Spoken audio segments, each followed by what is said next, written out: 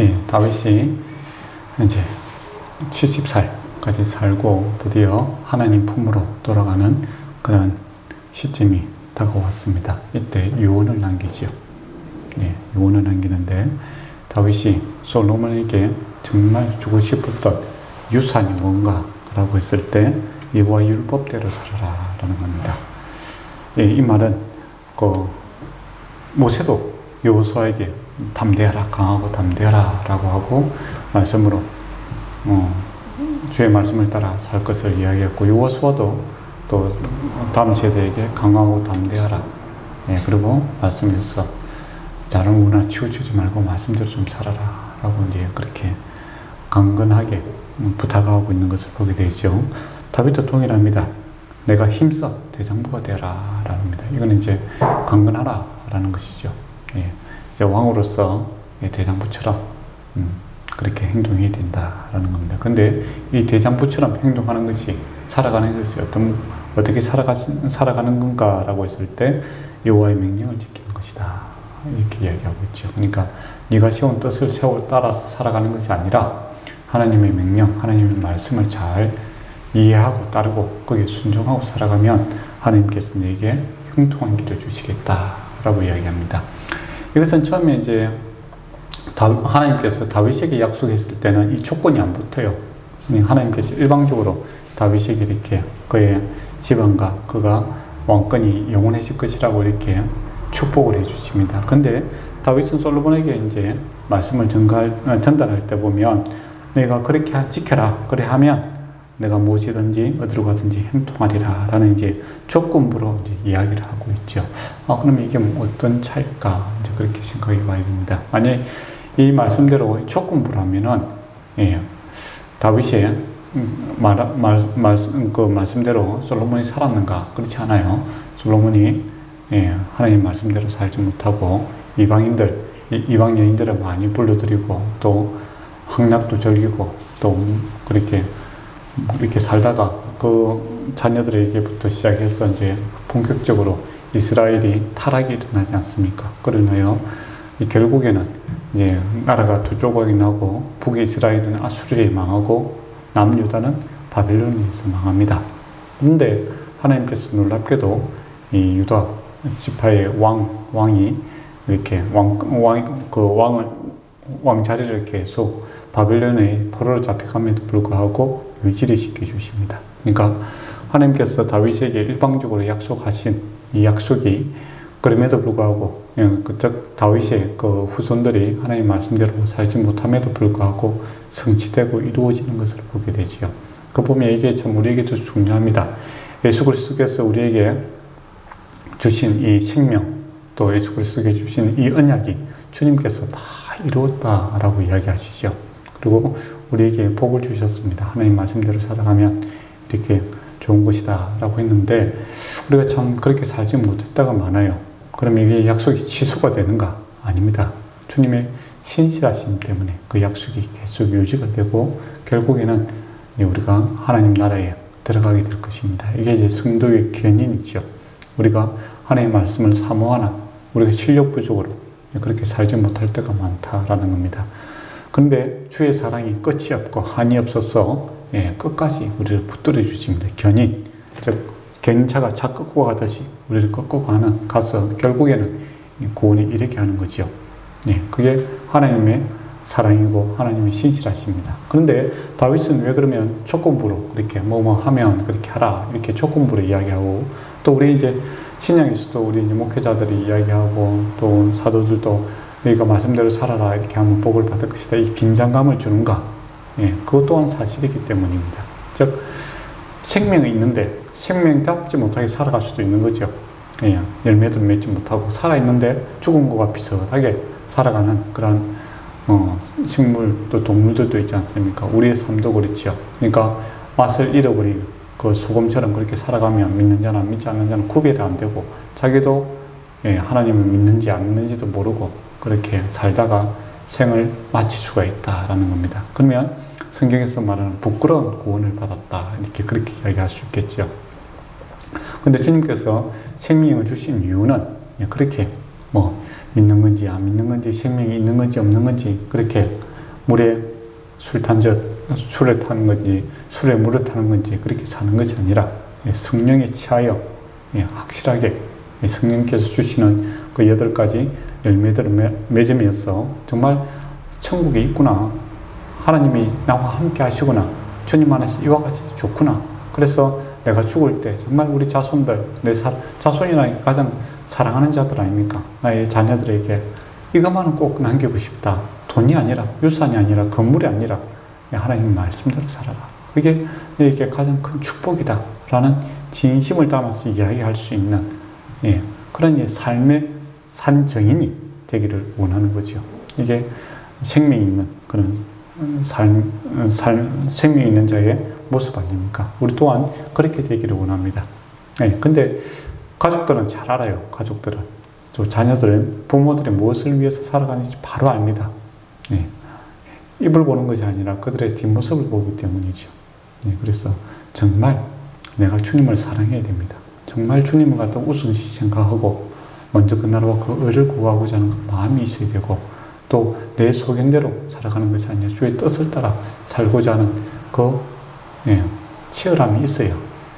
정말 저 사람이 하나님 살아있는 것을 정말 느끼고 정말 주님과 동행하고 그렇게 살아가는구나 라는 것을 이제 알게 되는 거죠. 그래서 하나님을 두려워하고 또 사랑하는 그런 신앙의 참된 유산을 남길 수가 있습니다. 그렇지 않으면 장례식만 기독교식으로 잘 지낼 수가 있어요. 저도 이제 장례식 같은 데 한 번씩 가면 참 슬플 때가 있죠. 기독교식으로 장례를 하는데 그 안에 기독교는 정신은 전혀 없어요. 참 껍데기만, 무늬만 그렇게 우리가 신앙생활 해서는 안 됩니다. 우리 남은 삶들을 정말 하나님의 말씀을 따라 살고자 하는 몸부림들이 좀 반드시 있었으면 좋겠습니다. 그러고 나서 이제 다윗이 부탁을 합니다. 정말 이게 마음에 쌓였던 것 같아요. 그래서 어떤 부탁을 하면 요압에 대해서 이야기하죠. 요압은 정말 다윗과 친척이기도 하고 뭐 생사고락을 같이 했던 사람인데 요압을 죽여라 이야기를 합니다. 참 요압이라는 사람이 안타까운 사람이죠. 그러니까 우리가 늘 같이 공간적으로 같이 있다고 하나 되는 게 아니에요. 마음이 하나가 되어야 되는데 요압은 이 마음이 하나가 되지 못했어요. 다윗과 그의 마음은 항상 자기 위주로 살았던 사람이죠. 그래서 자기 유익을 위해서는 사람을 죽이는 그런 잔인성을 보입니다. 즉 평화를 깨트려버리는 그런 사람이죠. 다윗이 제일 아팠던 것은 평화의 시대 때 사람을 죽였다라는 겁니다. 다윗도 사람을 많이 죽였죠. 전쟁 때. 그건 어쩔 수 없는 상황이었다는 겁니다. 그러나 평화의 시대 때 하나님께서 주신 이 평화의 시간에 화평을 갖다가 깨버리는, 그건 용납할 수 없다 이야기를 하는 겁니다. 요압이 어떤 사람을 죽였냐면은 5절 보면 군대 사령관 넬의 아들 아브넬을 죽였죠. 이거는 이제 사고사 아닙니까? 자기 동생이 아브넬을 갖다 잡으러 가다가 아브넬이 계속 따라오지 말고 다른 약한 사람 하나 잡아다가 공을 세워라. 나는 너를 죽일 수 없다. 내가 죽이나면 형 요압과 이렇게 다시 합평을 해야 되는데 어려워진다. 그렇게 부탁을 함에도 불구하고 욕심을 부리다가 사고사로 죽어버립니다. 근데 이제 요압이 비겁하게 화평을 그 위에서 온 아브넬을 갖다가 비겁하게 암살을 하죠. 칼로 갖고 찔러 죽입니다. 그래서 큰 이 화평케 하는, 하나님이 화평케 하는 것이 하나님의 아들이라고 하였는데 이 이스라엘이 하나 되는 일을 방해를 했던 일이 생기죠. 그리고 또 아마사를 죽였지 않습니까? 아마사는 왜 죽였습니까? 자기의 자리를 지키기 위해서 그를 또 죽입니다. 또 아마사를 세운 이유는 북이스라엘을 갖다가 사울 편에 있었던 사람들이죠. 사울 편에 있었던 사람들을 갖다가 이렇게 하나 되게 연합하기 위해서 그에게 귀한 직분을 줬는데 요압이 자기 자리를 지키기 위해서 이 화평을 깨뜨려버립니다. 그래서 한마디로 이야기하면 화평케 하는 것을 방해하는 것, 이거 하나님께서 용서하지 않는다라는 겁니다. 그래서 교회에서도 이렇게 화평을 깨뜨리는 사람들이 있어요. 참 안타까웠습니다. 우리 마태복음에도 보면 악한 종을 보면 동료를 때리는 그런 행동들이 있거든요. 그거 왜 그럴까? 왜 화평을 깰까?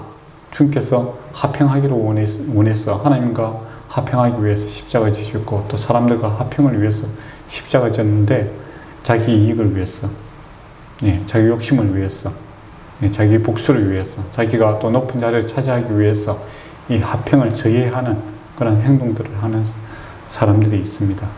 하나님께 정말 용서하기 힘든 그런 부분이죠. 화평을 위해서 내가 죽고 당신이 살아나기를 원합니다. 주님이 살아나기를 원합니다. 그런 마음으로 살아야 되는데 자기의 입지를 다지기 위해서 또 자기의 감정을 갖다가 자기 감정대로 자기 뜻을 세우기 위해서 교회의 화평을 제하는 그런 거 하나님께서 정말 싫어하신다라는 겁니다. 그 요압이 죽는 이유가 거기에 있다라는 것이죠. 그리고 은혜 입은 거에 대해서 이 다윗이 기억을 하고 끝까지 그 은혜를 갚아주려고 합니다. 그 7절에 보면 길리아 바르시의 아들들에게 은총을 베풀어라. 이 사람은 이방인이에요. 이방인임에도 불구하고 그가 다윗이 압살롬에 의해서 어려움을 당할 때 그에게 음식을 제공하고 잠자리를 제공하고 물질을 제공했던 그 일들을 기억하고 계속 그들을 돌봐줄 것을 부탁하는 겁니다. 그래서 사람이 우리가 정말 어려울 때 도움을 주었던 사람, 그 사람을 우리가 귀하게 생각하지 않습니까? 선한 사마리아인 이야기 알듯이 민족이 중요한 것이 아니라 강도 맞은 사람에게 중요한 것은 그를 돌봐주는 사람이에요. 그렇지 않습니까? 제사장이 지나가면서 아이고 안 됐네 그렇게 불쌍히 여기고 말만 하는 사람이 아니라 그를 감싸주고 치료하는 사마리아인이 그에게 참된 이웃이었던 거죠. 그것처럼 저와 여러분도 누군가에게 선한 사마리아인과 같은 삶이 되었으면 좋겠다라는 겁니다. 근데 우리 예수 믿는 사람들이 말은 잘해요. 말은 선산유수고 옳은 말 다 하는데 근데 그것 때문에 화평을 깨어버리고 내가 죽지 아니하고 또 내가 그를 위해서 실제적인 도움이 전혀 되지 못하면 어떻게 되겠습니까? 세상 사람들이 비난하는 것처럼 입만 살았다 입만 그렇게 이야기를 하죠. 그렇게 되면 옳은 말을 하는데 마음에 상처가 됩니다. 좋은 그 선한 사마리아인이 될 수가 없어요. 그래서 저와 여러분도 누군가에게 그 누군가가 바로 내 옆에 있는 사람들에게 정말 죽을 때에도 끝까지 그 사람 참 고마운 사람이다. 그를 위해서 눈물 흘릴 수 있는 감사할 수 있는 그런 사람이 되었으면 좋겠다 싶은 생각이 들어요. 요새 텔레비에 보니까 그 모델하면서 남자인데 모델하면서 부산에서 어렵게 생활하다가 이렇게 성공한 사람 있잖아요. 정남이 맞죠? 정남이 그 사람이 그죠? 그 할머니 찾아갔잖아요. 아주 감동적이었어요. 그 어렸을 때 정말 의지할 수 없을 때 그 아이에게 밥을 줬던 사람, 밥 줬던 사람을 기억하지 않습니까? 그게 그 사람을 갖다가 사실은 붙들어 줬던 힘의 원동력이죠. 그래서 우리가 밥을 많이 사줘야 됩니다. 젊은 사람들에게는. 좋은 말을 많이 해주는 것보다 밥을 많이 사줘야 돼요. 그래야 말이 먹힙니다. 저도 그렇게 되었으면 좋겠고 여러분도 그렇게 되었으면 좋겠습니다. 그리고 이제 8절에 시므이를 죽이라 라고 이야기합니다. 가장 어려울 때 말로써 거의 인격 살인을 했던 그 시므이 그죠? 압살롬에 의해서 이제 요단강을 건너가야 되는 그 참 비참한 시간에 그죠? 시므이가 나타나서 저주를 퍼붓지 않습니까? 그때는 이제 합을 위해서 참았지만은 다윗이 그를 용서하지 마라. 그거 죄가 없어서 내가 참은 것이 아니다. 네가 지혜로우니까 그를 해결해라 라고 이야기합니다. 그래서 우리가 참 이 말이 참 중요한 것 같아요. 말. 그리고 이제 다윗이 드디어 하나님 품으로 갑니다. 그러고 나서 이제 어떤 일이 생기냐라고 하면 14절부터 아도니아가 나옵니다. 아도니아는 이제 그 다윗의 형이죠. 이 아도니아 같은 사람은 이제 어떻게 보면 동네에 좀 바보 같은 행위죠. 한마디로. 좀 겉멋만 들어있는 그런 행위입니다. 지가 말하는데 무슨 말 하는지도 모르는 그 말이 어떤 의미로 돌아올지도 모르고 그렇게 말하는 그런 아주 어리석은 자지요. 그래서 이 아도니아가 왕이 될 수 없다라는 겁니다. 그러니까 마음은 자기 마음에 충실한 자예요. 근데 내 말이 과연 듣는 사람에게 어떻게 들리고 그것이 어떻게 돌아올지는 모르고 죽을 때도 자기가 왜 죽는지도 모르고 죽었을 거예요 아마. 그런 이제 겉몸만 들어있는 그런 아도니아지요. 아도니아가 이제 다윗이 뭐라고 합니까? 내 집에 가 있어라 이거죠. 더 이상 이제 정치판에 나타나서는 안 된다 이겁니다. 근데 이제 가만히 있으니까 정치는 이제 안 하는데 자기 나름대로 생각하기는 그런 거예요. 이게 다 이제 자기 나라인데 모든 사람들이 나라를 원했는데 하나님께서 다윗을 세웠다 그렇게 이제 착각을 하고 있는 겁니다. 모든 사람이 그를 왕으로 따르지 않았어요. 몇몇 사람. 그러니까 요압이라든지 그 제사장 아비아달 그 두 사람밖에 안 따랐어요. 또 선지자들은 그를 따르지도 않았습니다. 그게 말씀이 없다는 것을 알았죠. 근데 요압 같은 경우는 자기 권력을 위해서 어떻게 보면 이 아도니아 같은 사람이 좋죠. 약간 바보스러운 겉몸만 들어있는 사람 세우고 뒤에서 자기 마음대로 요리할 수 있는 딱 좋은 인물이죠. 그런데 이제 자기는 이제 이게 다 온 나라가 자기를 바라보고 있었는데 하나님께서 이제 그 솔로몬에게 이거 줬다. 나 인정한다. 나는 마음 넓은 사람이다. 그런 이제 자기 착각에 빠져 있는 거죠. 그러면서 이제 가만히 보니까 아버지 다윗이 마지막에 두었던 이 아비사라는 그 여자가 있지 않습니까? 그 여자가 참 예뻤던 것 같아요. 궁전에 돌아다니니까 그럼 아비사 그 미인 나의 아내로 삼고 싶다. 그래서 이거 정도로 뭐 충분히 해주겠지. 나라를 줬는데 이 여인 하나 나한테 안 주겠나. 그런 단순한 생각을 합니다. 물론 이게 영모에 해당되는 건데 이 아도니아가 그거가 생각을 못하고 살아가는 사람이에요. 자기가 지금 하고 있는 행동이 어떻게 다윗에게 솔로몬에게 들릴 것이며 이것이 어떻게 그게 분명하게 돌아올지 모르고 그렇게 말하고 행동하는 그런 어리석은 자지요. 아주 단순한 사람입니다. 이 단순한 사람들이 정치를 하게 되면 여러 가지 문제가 생기죠.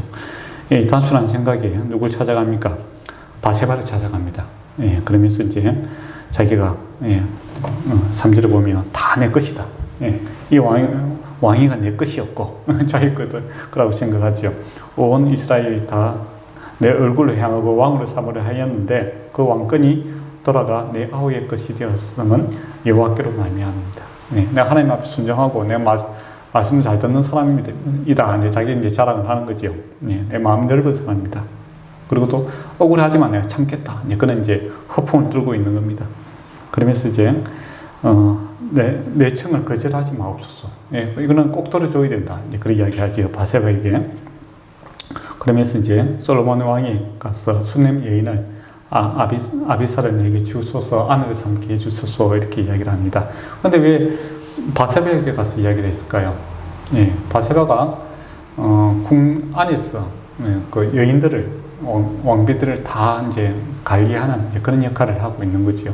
그리고 이 바세바가 솔로몬이 왕이 되는데 큰 공을 세웠지 않습니까? 그래서 실제적으로 큰 영향력을 행사하고 있었고 또 여인들을 다 관리하고 있는 그런 사람이었다 이렇게 볼 수 있을 것 같습니다. 근데 이 바세바가 이상하게 이걸 잘 들어줘요. 그렇나 하면서 이 작은 소망 내가 가서 이야기해 주겠다 그렇게 하는 거예요.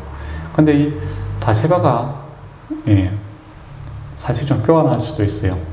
알면서 이 말이 어떤 의미를 갖고 있는지 알면서 이것을 이용할 수도 있다라는 것도 생각하게 됩니다. 바세바는 이 정치에 대해서 아주 목말라 했던 여인이지요. 다윗과 이 간음 사건에서 보면 상당히 의도적인 게 있지 않습니까? 다윗이 이렇게 산책하는 그 시간에 맞춰서 딱 모욕을 하는 그런 이제 정치성이 있는 사람이라고 봐야 되고 또 자기 아들 솔로몬을 갖다가 왕위에 세우기 위해서 과감하게 그 일에 뛰어드는 그런 사람입니다. 그렇다면 이 정치성이 아주 노후한 사람이다 이렇게 보면 되죠. 그러면 이것을 갖다 자기가 어리숙하게 이제 그것을 받아들임으로써 이제 다윗 솔로몬에게 이제 그 토스를 하는 거죠. 소위 말해 짜고 치는 고스톱을 만드는 겁니다. 내가 이렇게 부탁을 하면 솔로몬이 어떻게 이제 반응할지를 알고 하를 낼 것을 알고 이제 그것을 잘 부탁을 들어주는 거죠. 그걸 들어줍니다. 그러면서 20절에 보면 바세바가 이르되 내가 한 가지 작은 일로 왕께 구하오니 라고 이야기하는 큰일 아니다 작은 일이다 이제 그렇게 살짝 축소시키면서 이야기를 하고 있죠. 그렇지만 뭐 속마음은 뭐겠습니까? 이걸 통해서 네가 큰 일을 해라 이거죠.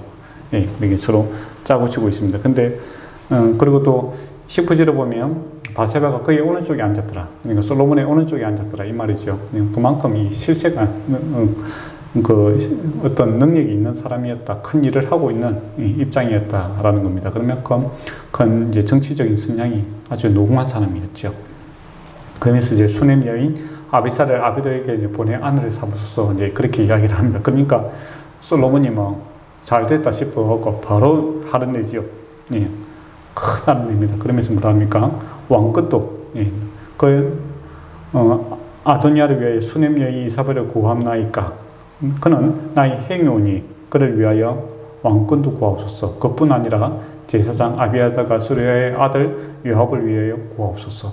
그렇게 이게 뭡니까? 구하라는 것이 아니고 이 반역이다 이거죠. 반역죄다. 반역죄로 싹 몰아버립니다. 그러니까 아도니아부터 시작해서 그의 측근이었던 제사장, 그죠? 제사장과 그 다음에 요압까지 제사장 아비아다가 요압까지 딱 합해서 그들을 다 한꺼번에 죽일 그러한 명분을 갖다가 이제 쌓게 되는 명분으로 이용하는 것을 보게 되죠. 그리고 이제 24절에 보면 이 아도니아를 갖다가 오늘 죽여버립니다. 오늘. 그러니까 이게 재판을 길게 하면 어떻게 되겠습니까? 내가 이거 뭐 수수한 마음이었다 뭐 그렇게 이야기하잖아요. 근데 죽은 자는 말이 없는 거예요. 예, 그리고 결정은 다윗이 하는 거지 않습니까? 그래서 이 일을 이제 돌이킬 수 없는 그런 반역으로 몰아가는 그런 솔로몬의 어떻게 보면 좋은 의미에는 지혜롭고 어떻게 보면 참 영악하다 이렇게 볼 수 있겠지요. 예, 근데 죽음에서도 이 아도니아는 자기가 왜 죽는지도 몰랐을 거예요. 그게 무슨 계획을 가지고 정말 이게 반역을 꿈꾸고 했다면 요압이라든지 이런 사람들이 미리 제2 방안 같은 이런 것들을 준비를 하고 있었을 거 아니에요. 그런데 요압은 전혀 뭐 준비하고 있지 않았어요. 그리고 아도니아도 뭡니까 제사장 아비아달도 뭐 전혀 준비하지 않고 있다가 날바락을 맞는 것을 보게 됩니다. 그러니까 이 어리석은 자를 갖다 추종하고 따라가는 것은 언제 날벼락을 맞을 줄 모르죠. 그래서 어리석은 자와 친구를 하는 것은 참 불행한 일을 당할 수가 있다는 것을 늘 기억을 해야 됩니다. 그러면서 이제 솔로몬이 오늘 죽여버립니다. 그래서 이 돌이킬 수 없는 일로 만들고 즉시 이제 아비아다를 잡으러 보내죠. 근데 아비아다는 죽이지는 않습니다. 왜냐하면 그가 그의 아버지와 고생했던 것을 이제 기억하죠. 그리고 결정적인 것은 그가 제사장이기 때문에 솔로몬이 그를 죽이는 것을 두려워하고 있는 것을 보게 되죠. 그러나 죽어 마땅한지다. 그렇지만 더 이상 네가 제사장 역할을 못하게 될 것이고 너의 아버지고야 사울이 있었던 아나돈으로 가라. 이제 그렇게 하면서 완전 추방이 됩니다. 그래서 나중에 아나돈에서 이제 누가 나오냐면 선지자 예레미야가 나옵니다. 예레미야가 정말 이제 나라가 망할 때 참 고통당했던 사람이죠. 그러면서 이제 사실은 그 집안이 사울의 집안이기 때문에 다 망했어요. 이 아비나다의 후손이니까. 그러면서 이제 같이 생각합니다. 내 아버지가 우리 집안이 하나님을 떠나서 결국 그렇게 망한 것처럼 이 유다, 이 이스라엘이 하나님을 떠나서 이렇게 망하는구나. 빨리 돌이켜야 된다. 그것은 이제 정말 개인적인 집안 내력을 가지고 아픔을 알잖아요. 그 아픔을 갖다가 이스라엘이 망해가는 그것을 안타까워하는 그런 눈물의 선지자로 이렇게 역할을 하게 되는 것도 보게 되지요. 어쨌든 간에 그가 추방에 대해서 더 이상 그 자리에 서지 못하고 이제 그 자리가 사독이 이제 제사장이 됩니다. 그래서 사두개인 할 때 말이잖아요, 그죠? 이 사독 집안이 쭉 BC 174년까지 전까지 계속 충실되게 배신하지 않고 제사장 역할을 잘 해나갑니다. 근데 예수님 당시에 올 때는 이제 이 사독 집안이 아니고 다른 집안이 제사장 역할을 하게 되지요. 근데 이 소식을 이제 소문이 들리니까 요압이 이제 마른 하늘에 날벼락을 맞은 거죠. 그래서 지가 살라고 어떻게 합니까? 여호와의 장막으로 도망하여 이제 제단의 뿔을 잡습니다.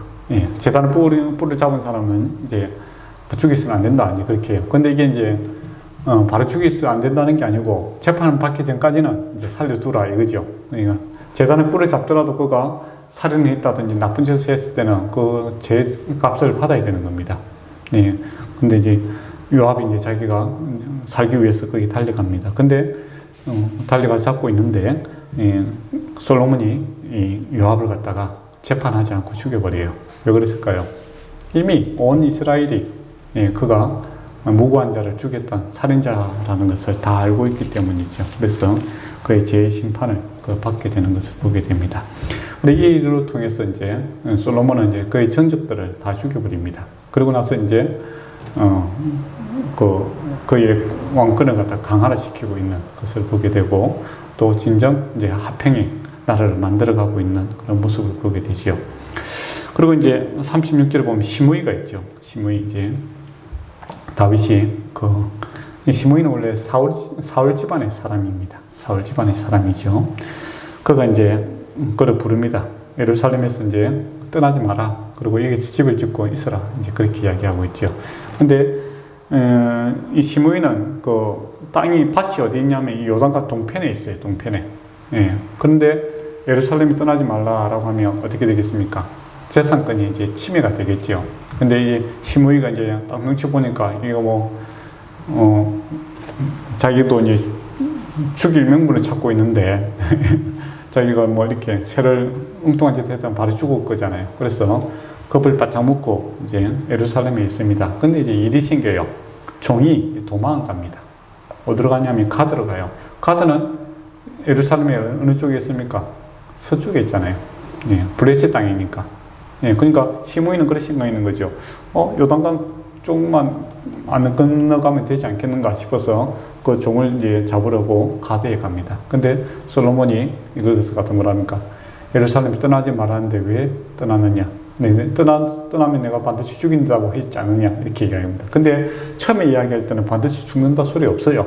그런데 두 번째는 반드시 죽는다고 했다라고 해서 이제 왕이니까 이제 이것은 이제 역모 사건으로 또 몰아붙이는 거죠. 이가 흑심을 풀고 가드와가 이렇게 연합하여 나를 갖다 공격하려고 하는 그런 쪽으로 몰아붙여서 이 시므이를 제거하게 되는 것을 보게 됩니다. 그렇게 해서 그 아버지 다윗 때부터 있었던 하나님 나라를 저해했던 그런 모든 사람들은 이제 다 죽게 되고 진정한 솔로몬 이름이 화평이니까 평화니까 정말 평화의 나라를 세우는 이 기반을 이렇게 세우는 것을 보게 되죠. 그것처럼 이제 주님께서 이제 이 땅에 오시게 될 것입니다. 화평의 왕으로서 재림하고 오실 때 과연 하나님께서 어떻게 하실 것인가 라고 했을 때 이 화평을 저해했던 사람들을 하나님께서 심판하실 것입니다. 교회 요압처럼 자기 유익을 위해서 교회를 물랑케 하고 그죠? 싸움꾼이 되고 그런 사람들 하나님 나라에 들어갈 수 없어요. 근데 참 안타까웠게도 그런 일들이 많이 있죠. 교회마다 이렇게 싸움꾼들이 있어요. 싸움꾼들이. 또 목사님들 모임에도 싸움꾼들이 있습니다. 뭘 위해서 싸우는지 모르겠어요. 하나님 나라와 을을 위해서 그렇게 열정을 부린다면 참 좋을 것인데 자기 자리 또 자기 명예 또 자기 세 확장을 위해서 그렇게 피터지게 싸우는 사람들이 있습니다. 요압과 같은 사람이죠. 정말 위험한 일을 하고 있다는 것을 기억하셔야 됩니다. 그리고 우리가 이제 살아갈 때 아도니아 같은 자가 되어서는 안 된다는 것입니다. 교만하죠. 교만하고 자기가 무슨 말 하는지도 모르는 이 단순하게 이렇게 살아가는 사람이 리더가 되어서는 안 되고 또 이 어리석은 자를 추종해서도 안 된다라는 겁니다. 근데 이제 교회에서 보면 이제 이런 아도니아 같은 목회자들이 있죠. 저도 그럴 수도 있겠지만 어리석은 자들이 있습니다. 어리석은 자들 단순하게 그렇게 교회를 인도하는 사람들이 있어요. 그러면 많은 성도들이 함께 그 고통을 당하는 것을 보게 됩니다. 그게 현실이잖아요. 단순하게 하나님 나라 이야기하면서 눈에 보이는 대로 성도들을 몰아붙이는 경우가 있어요. 그 성도들이 참 불행해집니다. 그래서 자문에도 나오는 것처럼 이 어리석은 자와 짝을 하지 마라. 그 이야기를 합니다. 그리고 우리 자신이 또 내 자신이 어리석은 자가 되어서는 안 된다는 것이죠. 그러면 지혜는 어디에 있는가? 솔로몬이 지혜를 구했지 않습니까? 하나님, 내가 말씀대로 살기를 원합니다. 주님 지혜를 주십시오. 라고 한 것처럼 주님을 자꾸 구해야 내 자신이 어리석은 지도자가 되지 않고, 또 어리석은 어른이 되지 않고 지혜로운 자가 된다라는 겁니다. 그래서 율법을, 저희 주의 말씀을 늘 가까이 하시고, 또 겸손하게, 내가 참 어리석은 자고 내가 다 보지 못하고 다 알지도 못하고, 그러니까 내 말을, 내 입의 말을 제가를 물려야 됩니다. 겸손하게 이야기를 하고 듣고 알아도 모른 척하고, 그런 지혜가 좀 필요하지 않나 싶은 생각이 들어요. 근데 우리가 조금 아는 것 같고, 너무 우리 기독교인들이 너무 말을 많이 하는 것 같아요. 세상 사람들이 평이 그렇잖아요. 우리는 그렇다고 생각 안 하는데 세상 사람은 입만 살았다고. 손발이 커져야 되는데 입만 커지고 있는 그런 안타까움이 있습니다. 그래서 이번 말씀을 통해서 저와 여러분의 삶을 한번 돌아봤으면 좋겠고, 또 정말 하나님 나라와 의, 또 주의 지혜를 구하는 그런 지혜로운 자의 지도자, 또 가장, 또 가정을 세우는, 또 교회를 세우는 그런 지도자들 되기를 축원합니다. 기도하도록 하겠습니다. 아버지 하나님, 참으로 우리가 하나님 나라와 의를 위해서 살기를 원합니다. 참 내 유익을 위해서 살아가는 자가 아니라 주님을 위해서 살기를 원하며, 또 주님의 화평을 위해서, 하나님 나라를 위해서 내가 십자가를 지기를 원합니다. 그리고 또한 주님께서 보여주신 그 오래 참음과 또 진실하심과 신실하심에 우리가 감동되어 살아가기를 원합니다. 그리고 또 그럼에도 불구하고 주의 끝없는 사랑을 우리가 본받아 살아가기를 원합니다. 아버지 하나님, 우리가 참으로 마음으로 원하나 또 우리의 육신의 연약함으로 인하여 매일 넘어질 때도 많습니다. 아버지 하나님, 성령 충만함을 허락하여 주심으로 주의 능력으로 이 일을 감당하게 하여 주시옵소서. 그로 인하여 화평케 하는 하나님의 아들들로 자녀의 삶을 살아갈 수 있도록 저희를 주님의 선한 도구로 사용하여 주시옵소서. 예수님 이름으로 기도드리옵나이다. 아멘.